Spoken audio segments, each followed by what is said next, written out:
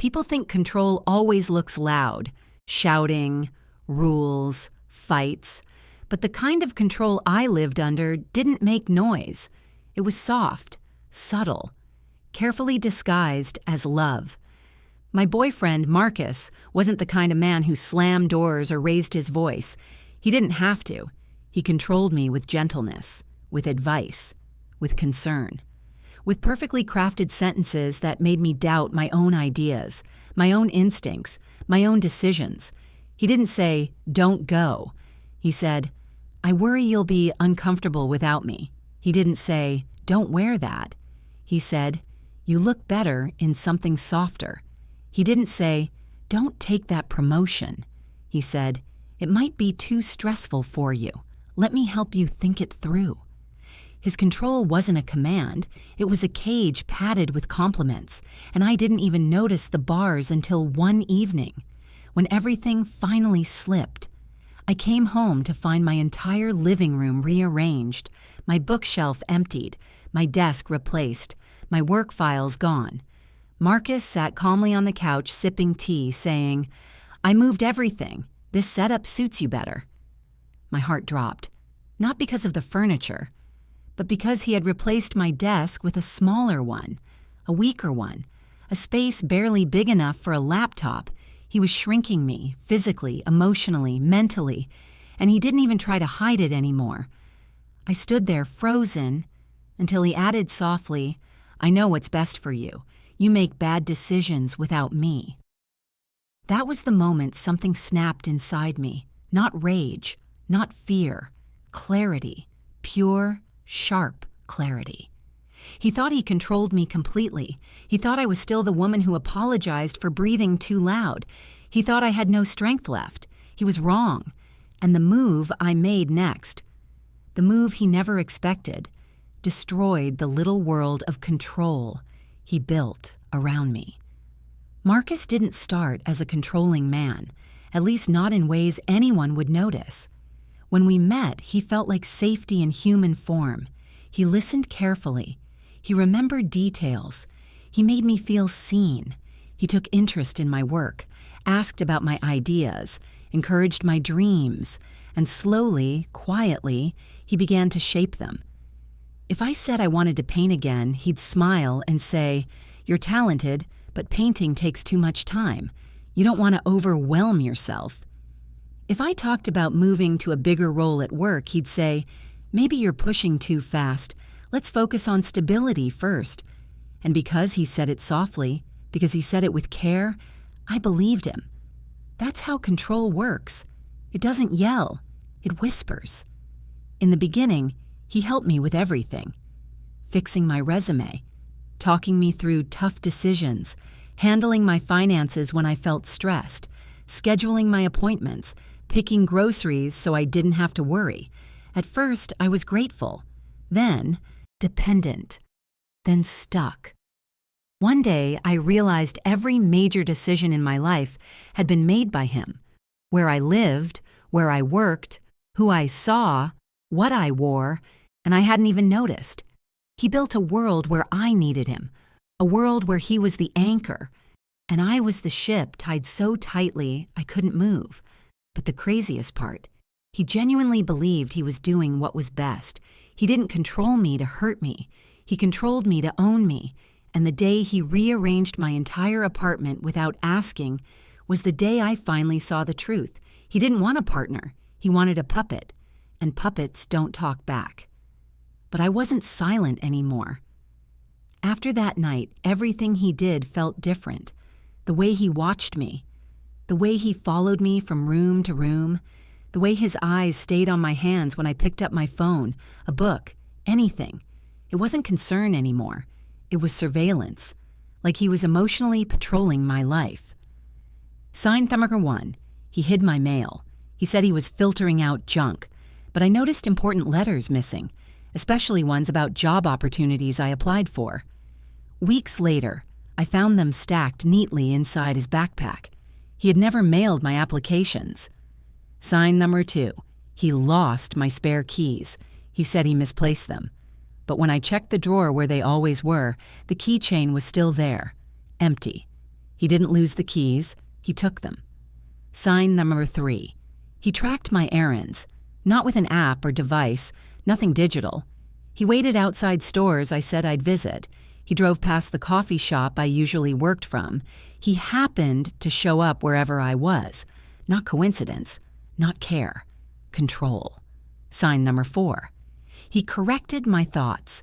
If I disagreed with him about anything, he would tilt his head, smile, and say, "You didn't mean that. You're tired. Let me think for you." Every sentence he spoke made my world smaller, but the biggest sign was the one I ignored longest. Whenever I expressed a desire to travel, to take a course, to change jobs, his face would darken with something almost like fear. He didn't want me to grow because growth meant freedom, and freedom meant losing me. He wanted a version of me he could predict, shape, control, and he nearly succeeded, nearly. But then came the moment that changed everything. I found a notebook on his bedside table, open, left there as if the universe wanted me to see it. It wasn't a diary. It wasn't work notes. It was a list of rules about me. Things like, avoid letting her talk to coworkers alone. Discourage her from taking new responsibilities. Keep her focused on home duties. Limit her contact with her friends. Encourage dependency. Watch her reactions. I felt my breath leave my body. These weren't accidental patterns. They weren't innocent habits. He was planning my life step by step in a way that made him the center and me the shadow. Marcus didn't love me. He loved controlling me. And if I didn't do something now, I'd lose myself completely. So I made a move. The move he feared most. The night everything shifted, he walked into my apartment holding a suitcase. Not mine, his. He placed it gently by the door and said, "I'm staying here full time now. You need supervision, and I'm not leaving you alone anymore." My spine went cold. "Supervision?" I repeated. He smiled softly, the kind of smile that hides poison. "Don't misunderstand," he said. "I'm doing this because you're fragile. You need someone to manage things. Your life gets messy without me." I stood frozen. He continued, "I talked to your manager today. Told her you're overwhelmed. She agreed to reduce your workload. You're welcome." My lips parted. He went to my workplace, behind my back, to cut down my hours, to keep me small. He took a step closer. "You'll thank me later." For the first time, I saw the truth behind his eyes, a deep, hungry need for control, not love, possession. And when I didn't respond, his expression shifted, just a flash, but enough for me to see the threat behind the gentleness. "Sit down," he said quietly. "We need to talk about your routines. Things are going to change." That was it. The final crack. I sat down, but not because he told me to. I sat down to steady myself. He thought he had full control now. He thought I was too afraid to disagree, too weak to push back. But what he didn't know? I had already made my move. I had already taken back everything he thought he owned. And in less than 24 hours, his entire illusion of power would shatter in front of his eyes. The one thing he feared most was coming, and nothing could save him from it. The move he feared wasn't dramatic. It wasn't screaming, fighting, or breaking things. It was a decision, a simple, quiet, powerful decision. I left, not emotionally, not symbolically, physically, but not in the way he expected, not by running away or sneaking out. No, I did it legally, strategically, perfectly. Here's how. I spoke to my manager before he could. I explained everything. Not with tears or panic, but with evidence. Pictures of my rearranged living room, the list of rules he wrote, the notes about supervision, the mail he hid, the keys he stole. She wasn't shocked. She was furious. She offered me immediate relocation within the company, a position in a different branch he didn't even know existed, a position that included company housing, freedom, professionally and personally, not to a new apartment, to a secure, company-managed residence he could never access. Every box, every document, every personal item, gone. I changed my bank accounts, my emergency contacts, my address, everything. Control only works if the person has strings. I cut every string. Not dramatic, not emotional, just the truth he would never accept. You don't control me. You never did. I am leaving my old life behind, and you are not part of my new one. Phone, blocked. Email, blocked. Socials, blocked. Workplace, alerted. Building security, informed. His entire access shut down in one move. That was the part he feared most. Losing access, losing influence, losing control. When he walked into my empty apartment that night, he called me 12 times, then 23, then 41.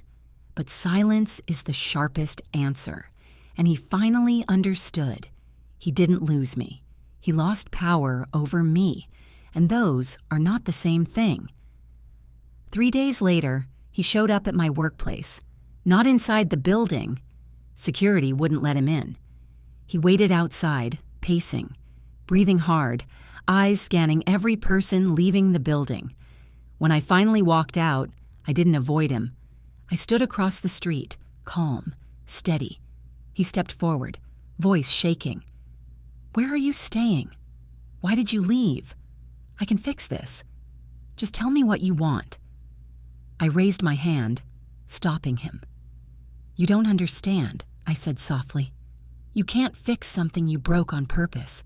His jaw tightened. "I helped you," he insisted. "I protected you. You need me." "No," I said. "You needed me. You needed someone to control because you couldn't control yourself." He froze. "I'm not coming back," I added, "and you can't reach me anymore." He looked terrified, not of losing me, but of losing the identity he built on controlling me. He whispered, "What am I supposed to do without you?" And for the first time, I saw the truth. He wasn't a monster, he was broken, and he tried to fix his brokenness by breaking me. I took a step back. "You figure that out," I said. "I'm done carrying it for you." Security approached. He stepped away. And that moment, that quiet, clean break, was the real end. Not the moving out, not the blocking, not the letter.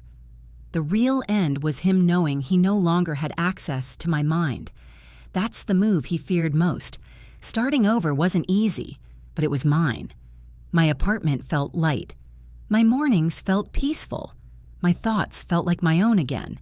I painted for the first time in years, signed up for a leadership course, made new friends, went to places he said I wouldn't enjoy. I enjoyed all of them. I realized something powerful. I didn't lose him. I found myself. I found the version of me that existed before his rules, his suggestions, his gentle commands, the version of me that didn't need permission to live.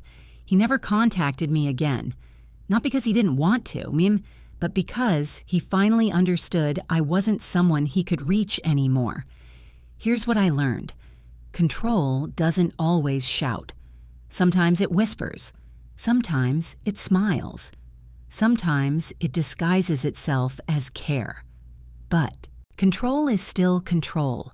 Marcus didn't love me. He loved the version of me he could manage.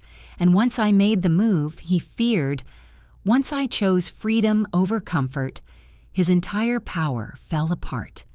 If you're listening to this, remember, anyone who tries to shrink your world doesn't deserve a place in it. You don't owe loyalty to someone who holds you down. You don't owe love to someone who controls your every breath. And you don't owe your future to someone who fears your growth. Set yourself free. The minute you do, their control dies.